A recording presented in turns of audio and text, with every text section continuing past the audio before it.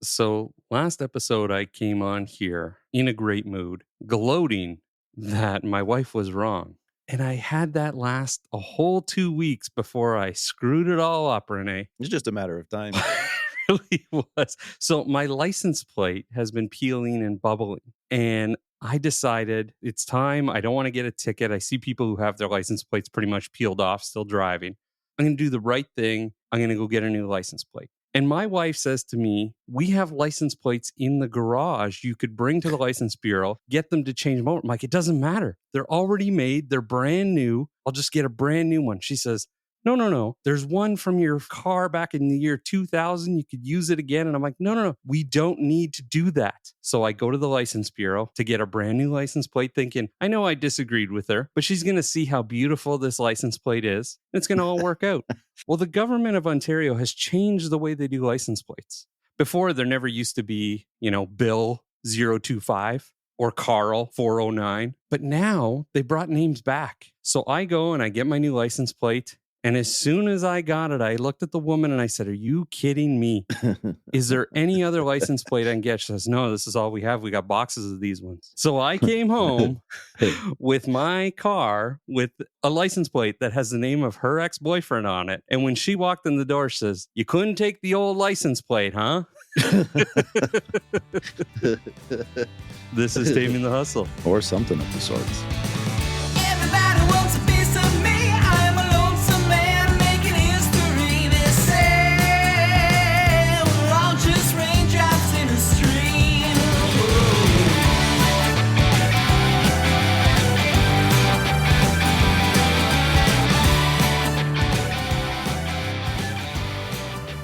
So what we've decided on this license plate is I have two options. One, I have to switch it out for that old license plate, clearly. But the other option is that I come up with ways to make it work. So, I first referenced Cheech and Chong. Dave's not here, man.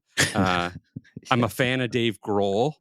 I would fight for your right and just fucking keep it, though. Seriously. Canadian legend Dave Foley, I'm a big fan of. Super Dave Osborne. Super Dave Osborne. That's what it's going to be. Super Dave Osborne. That's what it's for. I love it. Oh, God. Well, what are you talking about today, Dave? You know what? That is my fear, because people will be like, I'll get out of my car and they're like, hey, Dave. Please refer to me as Mike Walden. I'm pretty sure that was his reporter, right? Yeah. Yeah. Take it away, Mike Walden. Oh, my God. Okay. I want to talk about scaling your business, and not in the way you think I'm going to talk about it, because everyone hears that and they're like, yeah, I do want to scale my business. Well, why don't you explain what scaling a business is, Darryl? Well, scaling a business is growing your business. So growing your offering, hiring employees, doing all that stuff. Okay. And I often see this as someone up to their neck in the marketing world. I've seen how scaling too quickly can make or break your business. Absolutely. What's often overlooked is the pivotal role marketing plays in the growth of your business. And you know this. I've talked about this before. People ignore marketing more than anything when they start a business. Mm-hmm. So in a small business, we often see that these businesses have limited budgets. And once they begin to turn a profit, they turn around and reinvest that profit back into the business, which is the right thing to do. But oftentimes, reinvestment is put into additional products and services, right? People want to grow their business even more and show that they have bigger and better offerings. So I want to give you an example. So let's say you are a candle maker. Okay, that's what you sell. You have these specialty pretty candles that have unique scents, or a forever burning wick, or whatever makes them special and unique. That blows. We haven't had a dad joke in a while. I appreciate you bringing that up. So you start selling online and at markets. Eventually you grow to kind of like a modest customer base, and you start to make a small profit. And let's say that profit means you're selling to 300 customers in order to make that profit. So you're going to take that profit you made, and this is what people do all the time. They're like, let's place a larger order with a supplier to now sell, scented body lotions. Okay. And they're like, so now we're offering a second product. People are going to love this. And guess what? Online and at the markets, you sell that lotion too. And it feels good. You're like, that is success. This is what I wanted. But you're not making any more money, or you're making just a tiny bit of money. So what that means is you've grown your product base, but you haven't really grown your customer base. And what happens is that we see more often than not is they eventually close up shop. because they're not making any more money. You are still selling to those 300 people only over and Yeah. over and over again without growing. So what's the solution? Well, first, don't scale your offerings before you have that customer base. Before adding products or services, and this goes for everybody, this goes for you, this goes for a graphic designer, candle makers, coffee makers, whoever. Before adding those products or services, you need to have the customers to buy it. And having that dedicated base is great. That's not going to sustain long-term profits. So you need to be making money. And I've talked about marketing budgets before, and this is why. If you have a marketing budget and you determine the amount of the budget, your profit is after that dollar amount. And that budget is not just, oh, I do Facebook ads, because I hear that all the time. So do I as well. Yeah. Yeah, it's like, oh, I do Facebook ads. You need to think outside the box. There is other things you need to do. I want to give you an example. And every time I give this example to potential clients or clients, this blows their mind because I say you're scaling too quickly. And they're like, but if I don't offer more products, people aren't going to want to buy from me. And here's the thing. Look at Spanx, Lululemon, Crocs, Dyson. All companies who started with one product and one product for a long time before they offered a second product. Yeah, it's a big part of growing your business for sure. Like the graphic designer who is good at graphic design and has a small customer base says, I'm going to offer making websites. I'm going to offer doing videography. And then you spread yourself too thin when focus on getting that customer base on your graphic design, the one thing you are good at, right? And with these companies like Spanx and Lululemon and Crocs and Dyson, it's because their flagship product was good. They built their base. They marketed the fuck out of it to grow and grow more customers. And no offense to anyone listening, but you built your business because you're good at one thing. That's it. Everybody's good at one thing perfectly. They are an expert at one thing. Yeah. So everything after that, sure, you may know about, but it'll never be as good as that one thing. The one thing I keep thinking about when you're talking like this is like in my business, for example, there's certain advisors, like we've been fortunate enough to grow our business organically to date, but there's advisors that scoop up other advisors' blocks of business, right? They'll buy strangers' blocks of business. So you have no relationship with the client. They have no expectation of the amount of work that you do. They're used to working with somebody else. Exactly. Some of these advisors are actually scooping up large blocks of business without having the infrastructure in place, right? So you only get one kick at the can at that first impression with those, 250 clients that you've purchased. But if you don't have the right team behind you and you're trying to tackle all of this and your existing client base, growing too fast could also destroy you, right? 100%. Because it doesn't take long that if someone,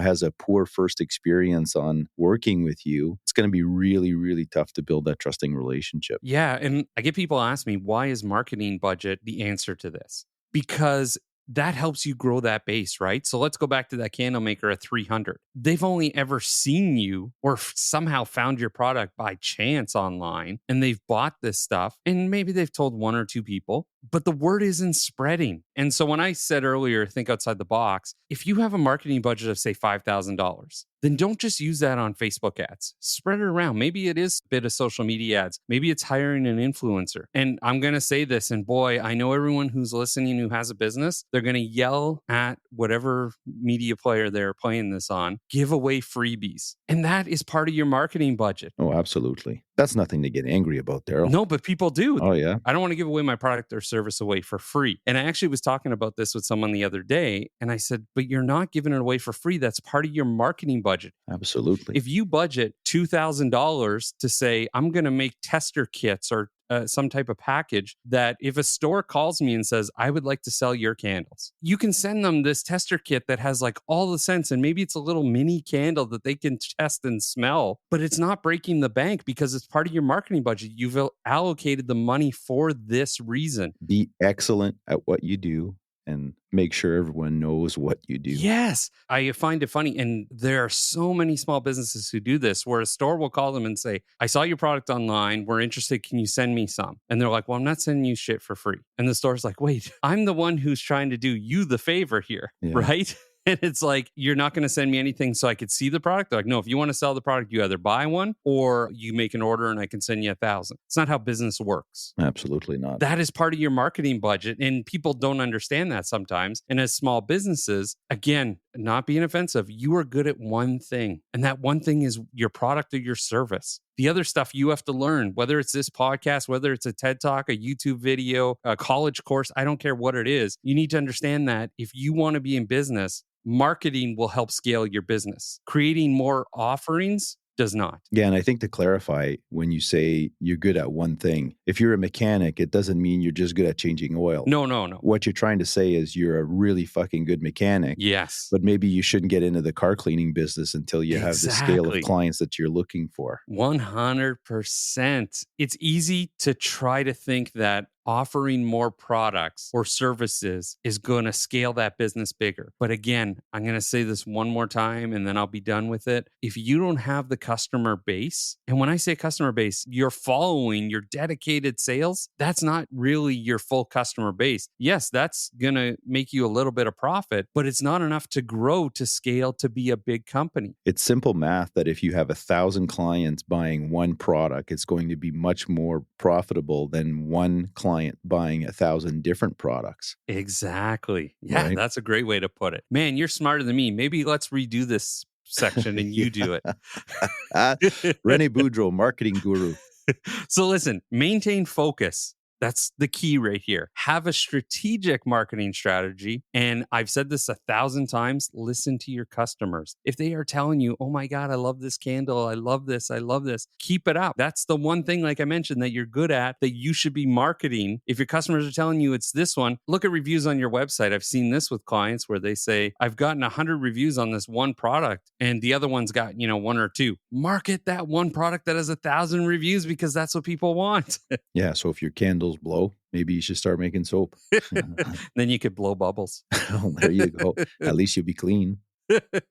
We'll be right back. At St. Cyr and Associates, we believe in seizing the day while securing your future. That means living fully in the present while building a better tomorrow. Make a positive impact on the world while savoring every moment. #call René, Responsible Investment Specialist of St. Cyr and Associates. Let's talk about CPP. Let's talk about you and me. You know what? This is a conversation we probably should have had earlier, actually, when I was doing some research on some stats, because I thought the stats would be relevant. I'm not one to get into the weeds of things when we're having these conversations, but it's a conversation that is so common that we have on a regular basis, whether it's through the planning process for someone that's planning their retirement or someone that's reached retirement that's saying, okay, when do I take my Canada Pension retirement benefit? And people that are older than 60 and still working and saying, should I take it? Should I not? You shot my dreams down early when I asked you right out of school if I could start collecting CPP. Yeah. So here are a couple of stats. Yeah. We can actually cut the conversation super short and just say, take your Canada Pension retirement benefit only at age 70 unless you're terminally ill. All right. Well, it's nice talking to you today. This is Taming the Hustle. How about we get some more something of the sorts? Yeah, exactly. How about a little content there, Boudreau?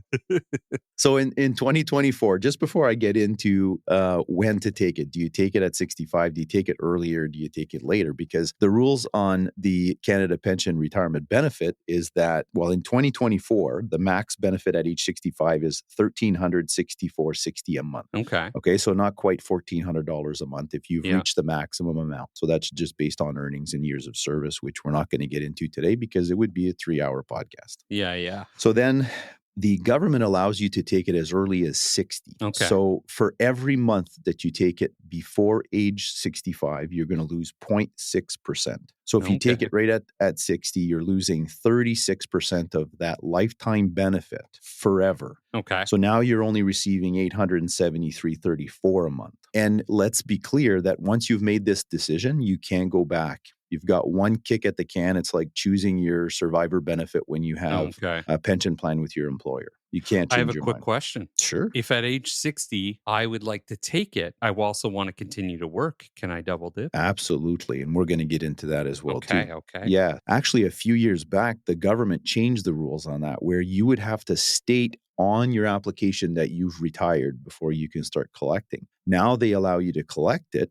and you continue to work, your employer has the obligation to continue paying into the CPP with you until you're age 65. It's called the post-retirement benefit. So you can actually collect your Canada Pension Plan, keep working, and also continue to increase your retirement benefit with the post-retirement benefit. Interesting. So we'll get into the details of that just in a moment so I don't lose my chain of thought. So on the flip side, if you decide to postpone your retirement benefit to age 70, they'll actually give you a 0.7% raise, not 0.6 deduction, which means that you'll have a 42% larger pension at age 70. Interesting. Which means that you'll receive $1,937.73. That's a jump. That's a huge jump. That is $1,000 a month more for the rest of your life, plus inflation, because there's cost of living adjustments on your Canada pension. If only they calculated the cost of living correctly, we'd be making money. Yeah, that's right.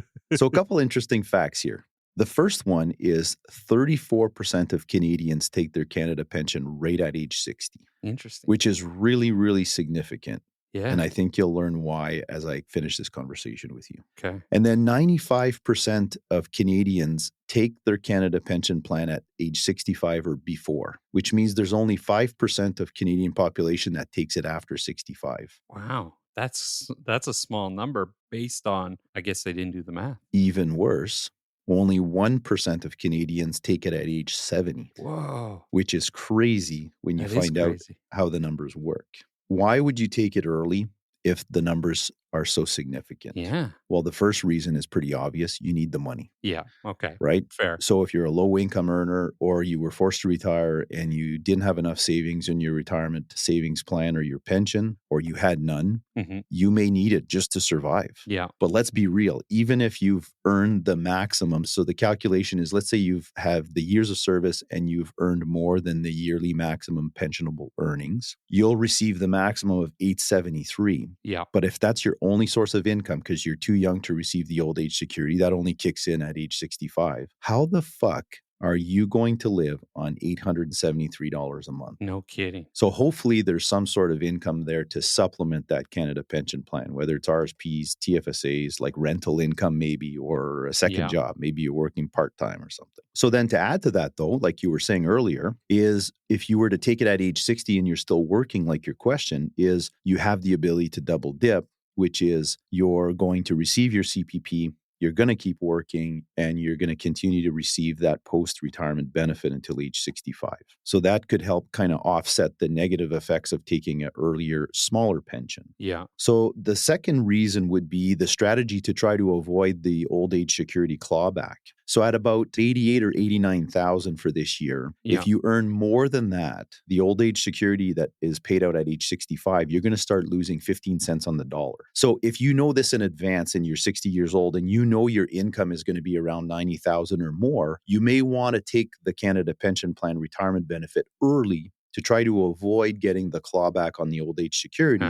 So although your CPP is going to be smaller, you're going to receive the full old age security with no clawback. You'll at least receive the CPP for the first 5 years, even though it was a lower amount. Gotcha. So careful planning has to be done for that, because if you fuck up your numbers, then you could be missing out on, potential larger benefits. So it's really important that you talk to someone that knows their shit when it comes to this stuff. I always tell people your iPhone calculator is not a certified financial planner. Yeah, that's right. Maybe Service Canada is using their iPhone calculator to calculate inflation, and that's why it's not working for us.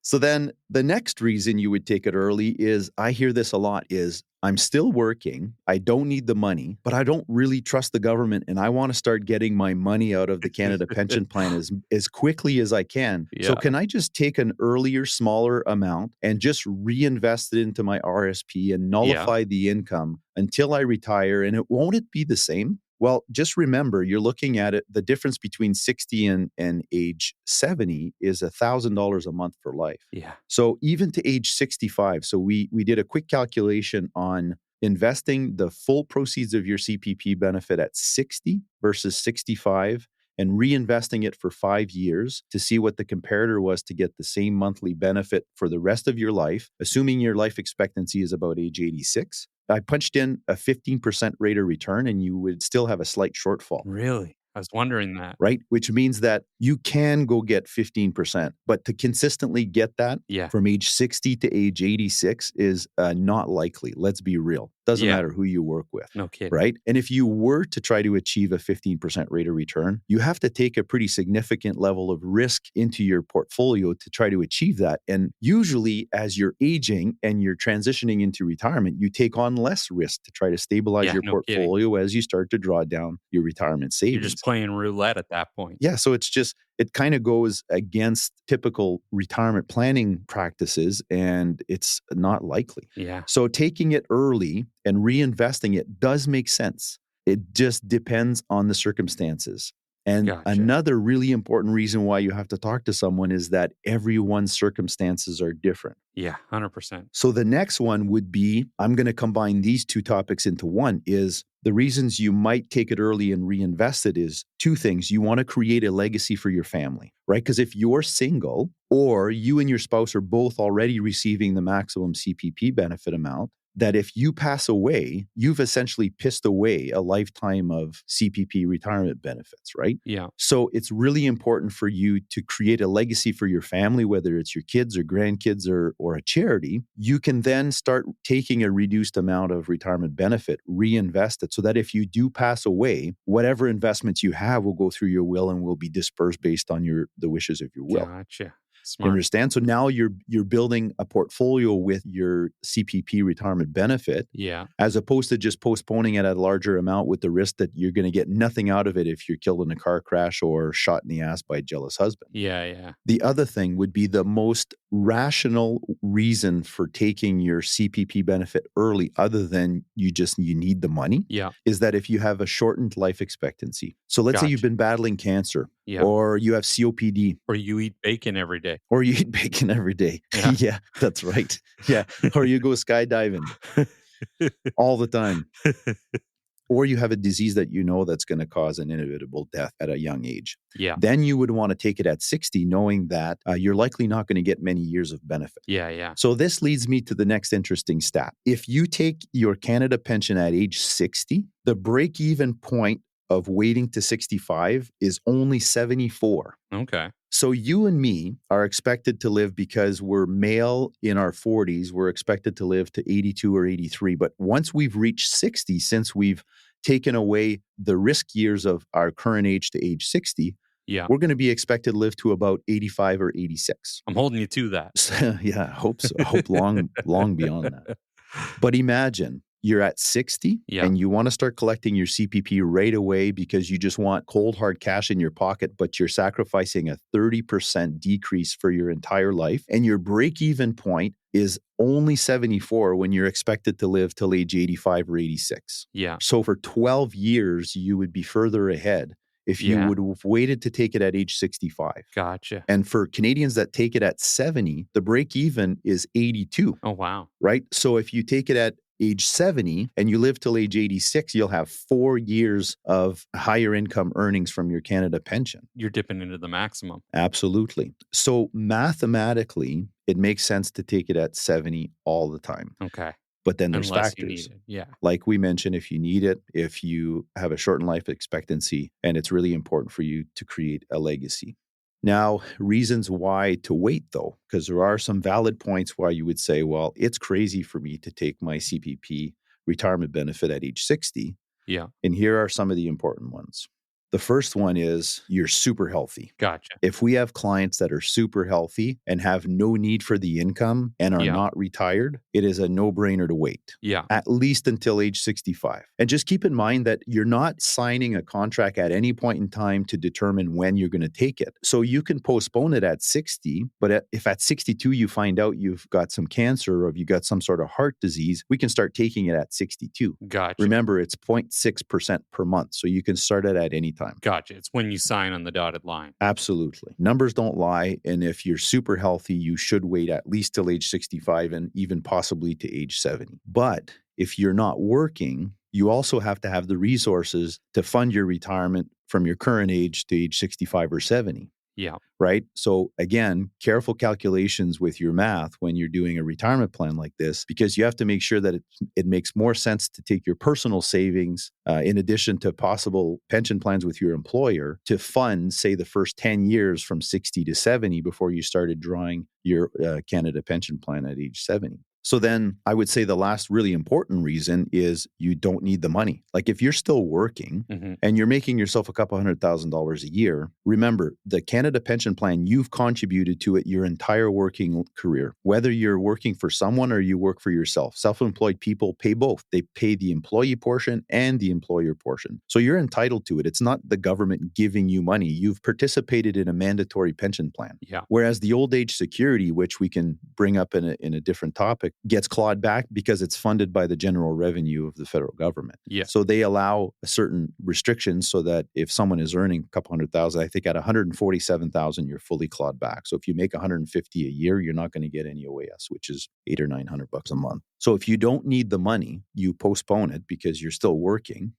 And the consequence to that is you're probably going to preserve your tax bracket. Like if you are making a couple $100,000 a year, you're like in a 47 or 48% tax bracket if you live in Ontario. Yeah. So why would you lose half of your CPP and take a reduction in it at 0.6% per month prior to age 65 or miss out on the 0.7% raise? Yeah. So if you're healthy and you're still working and you're making boatloads of money, you should be waiting to take your Canada pension later so that you get more out of it as a larger benefit. You'll likely have a lower tax bracket once you do decide to retire, and it's just going to be a win-win. Yeah, for sure. So my recommendation to you, because you're super healthy and you're making boatloads of money and you're not retired, I like the sounds. You got to take it at age 70. Done. So in conclusion, I think this is an interesting topic because it's relevant to every single Canadian. 100%. And every situation is different. But for the most part, you should not take it prior to 65. And in many circumstances, you should wait to take it at 70. But only 1% of Canadians are doing that. That's crazy. And 34% of them are taking it right at 60. Yeah. Which tells me that it's not because of shortened life expectancy, and it could be. It's probably because people need money or they don't understand the consequences of taking it early. Yeah, 100%. A lot of people, and I'm going to say this in that percentage, is that people are building their dreams, their retirement on an app. Because they see a flashy commercial, and I'm going to go to the marketing into things here. They see a flashy commercial and say, that's what I need to do. But these conversations, these calculations on simple things like CPP, and I call them simple because it should be common sense and it's not. You can't calculate that on an app. You can't have that conversation. No, you cannot. That's what I don't understand. And it's very frustrating because I do have friends who do this. And I have friends who say, oh, all my investments are in crypto. And I'm just like, oh my God, you're going to live in my basement when you retire. And for God's sake. And you're not invited. Yeah, and I really hope you take CPP at age 70 so you can pay me something. Yeah. This goes back to being good at one thing. Yeah. Right? So it does not matter if you are the candle maker, the mechanic, the executive, whoever it is, you need to know your shit. And like I said, if you're good at that one thing, that's the one thing you're good at. This goes without saying, find a certified financial planner for God's sakes, because every dollar matters these days. Sorry, I get passionate. Sorry. Thanks, Darryl. I almost cried. No, I appreciate that. You know what? This no, you did that last episode. Don't do it anymore. I'm done with that shit. No more signs of weakness. Toughen up. Okay, I'm good. But here's a perfect example. Okay. Yep. So often we're seen as people that just manage money and, I could do that. I'm going to manage it myself and be better. I have an app for that. Yeah, I'm going to be better than the portfolio manager that manages $100 billion and has 50 analysts. I could be smarter than them. Exactly. For sure. But here's a perfect example that your certified financial planner could help you with is make these really important decisions. Because like I said earlier, once you've made that decision, you can't turn back. Yeah. So you need to have these conversations with people or really educate yourself or find someone that you can work with that is going to give you some solid advice on this stuff. No kidding. It's exactly like Naughty by Nature said. get down with your CFP about CPP. Yeah, you know me. Yeah. Oh my God. I love it. We'll be right back. Are you ready to cash in on a stress-free tax season? April's coming fast, and although April 1st is for pranks, on the 30th, the only ones laughing will be Revenue Canada if you don't file your taxes on time. Skip the stress and avoid the penalties. Call René And #text Ryan. of St. Cyr and Associates. And we're back. Take the lead, Super Dave. Super Dave here.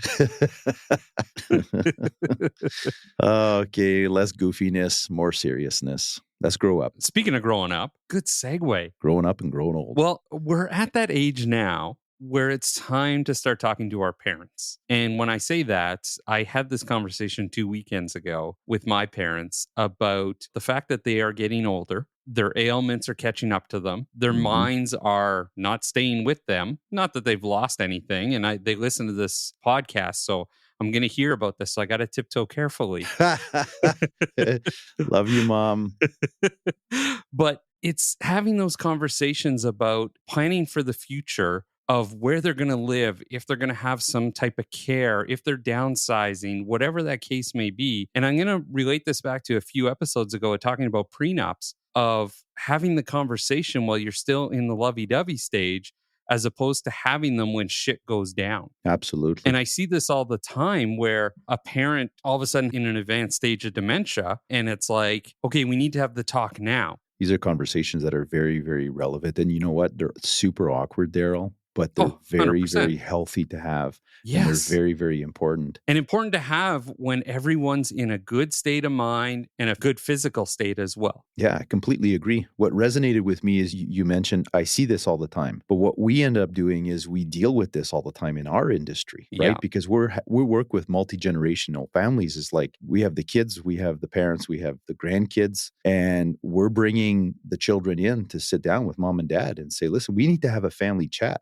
You know, like if you guys don't want to talk about finances and the specifics, that's fine. Yeah. But let's create a plan of attack to determine, well, what's going to happen? At what point do we decide to sell the house? Exactly. And where are we going to go? Do you start to explore the transition there? Do you go straight to your 5,000 square foot home to a nursing home and wait to die? Or is there transitional retirement homes that you would want to be in so that you can have 100%. some camaraderie with like-minded Like a senior seniors? community living or something like that, just to and that's the conversation I have with my parents. They have already downsized, but they have maintenance on their property. They got to maintain the outdoors, plus fix things when things break. And they don't live close to us or close to my brother. So it makes it difficult. So we had the conversation of, are you going to downsize even more to kind of a maintenance-free living, whether that's in like a senior community living type area, or it's like, are you moving to a condo, or what are we going to do? Because they're not at the stage yet where it's nursing home. They have not lost cognitive impairment. So we have to think about this. But then at the same time,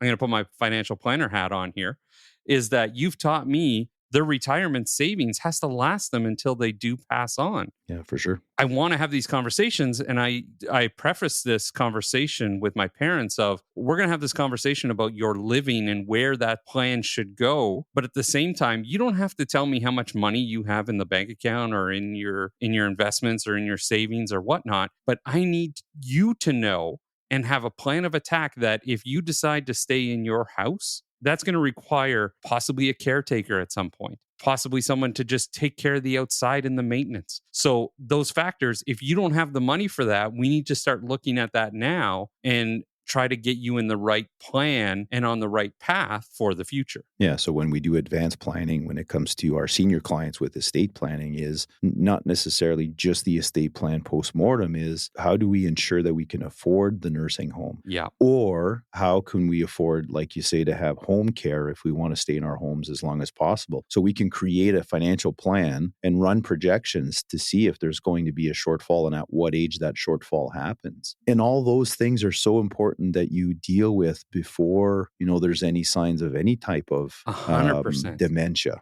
right? Because if you're no longer capable of making those decisions, none of your wishes are going to materialize unless you're super lucky. right? So that's bringing back to my original comment about how healthy these conversations are. Yeah. As awkward as they are, like a prenup or a co-ab agreement, you have to have these conversations, in my opinion. And like even in our industry, Darryl, so the MFDA has actually implemented a rule where we have to talk to every single client as we see them the next time, right? So the next time that you have a meeting with the client, you have to bring up a trusted contact person, a conversation, which means that because the increase of dementia that we're seeing with our aging clients, Yeah. we're recommending that you have a person on file that you've given us permission to contact in the event that we start to notice signs that could be dangerous for your financial life and for your health, right? So if, let's say your mom were a client and came in and said, well, I want to name Darryl so that if I notice she's coming in and she says, well,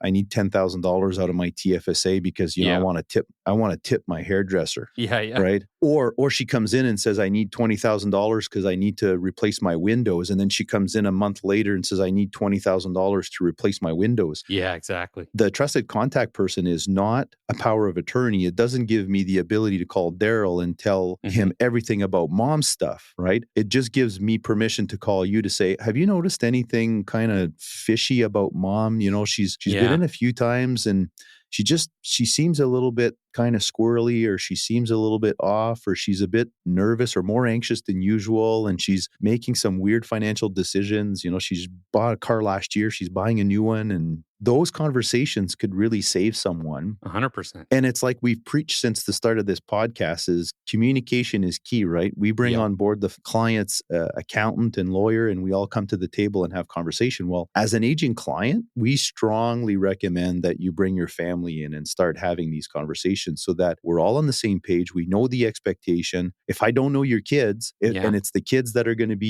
your primary caregivers, then I need to get to know them so that there's a trust relationship there, that they know that I'm looking after your best interest. Exactly. Right. So there's no harm, and it's a win-win when we have these conversations, as difficult as they could be. And family dynamics, dude, I mean, as much as I do, family dynamics could be really tough. If your brother has a different opinion on how things should go down. Exactly. And same with me, I've got 4 siblings. For me, family is everything, and you just got to get along, but it's not always that easy, man. No. And that's the thing. They're sensitive but crucial conversations, right? And like the way I approach it is like you have to start with empathy and understanding. And I kind of brought this to my mom because when we first started talking about it, she's like, why are we even talking about this? And I said, Mom, you're at an age now where we need to have these conversations. And she's like, oh, you call me old? I'm like, no, but let's just go back to when you were my age and grandma was your age. Remember when I sat at the kitchen table and I listened to you and Dad talk and say, oh my God, she doesn't understand what we're trying to say. We know what's better for her at this point, but she's still stuck in her old ways. It's not 1956 anymore. It's, whatever year. And I'm like, now I'm at that stage and I'm trying to have this conversation with you, but we need to have this conversation and let's have level-headed. And we did. And we had a great conversation. And honestly, the best case scenario happened where they both have this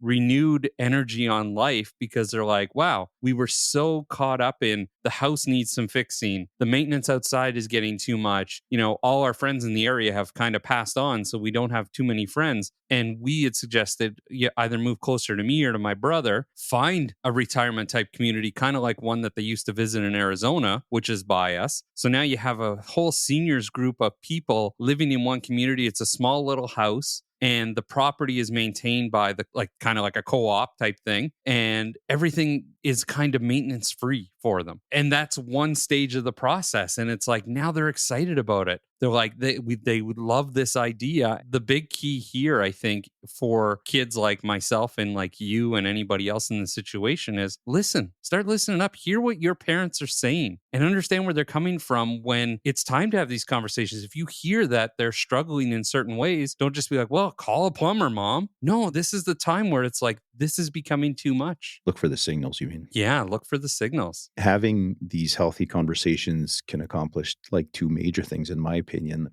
come to mind. Is it could give your parents peace of mind and relieve a fair bit of stress, because whether they want to talk about it or not, I can 100% guarantee you they're thinking about it. Yeah. Right? Because as we age, we realize our own mortality, and as we approach our age of death, we know that shit's going to happen. There's a possibility we're going to have a stroke and we're going to be institutionalized, right? We're going to need some care. or you might end up with dementia where you don't remember your loved ones tomorrow. Yeah, right? exactly. The other thing, other than the peace of mind that things are going to be looked after and that you're going to age, according to your wishes, is that it could make things a lot easier for the people that are going to be caring for you once you've lost your mind or you've lost your independence. And even once you've passed, even some of these retirement homes, you don't have to buy, you can rent. Exactly. Right. So what that does is it alleviates you having to sell the house.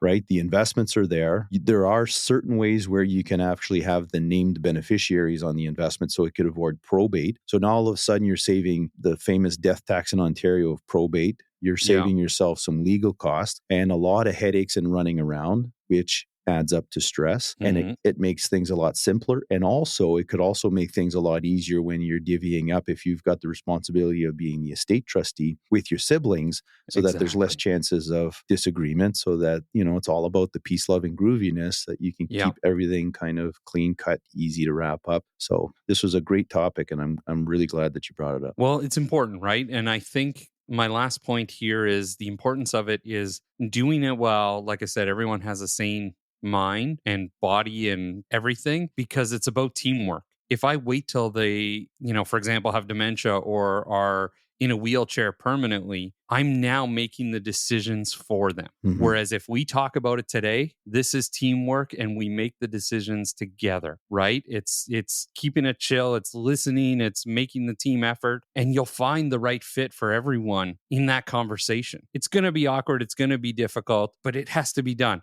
So, like I said, my parents are listening. And if I said anything that pissed you off, I'm sorry. Don't call me for a couple days. Let it cool down. Have like a 24, 48-hour rule, and we'll deal with it another time. And my advice to Mom is, if you do have plumbing issues, do not call your son Darryl, because that would be a big mistake. It's just a shitty call. Yes. Too bad dad jokes in an episode. Nice. All right. That's it. We're out of here. We will see you next time. Such great topics today. Always a slice, Darryl, and thank you everyone for tuning in. We'll see you guys next time. Ciao.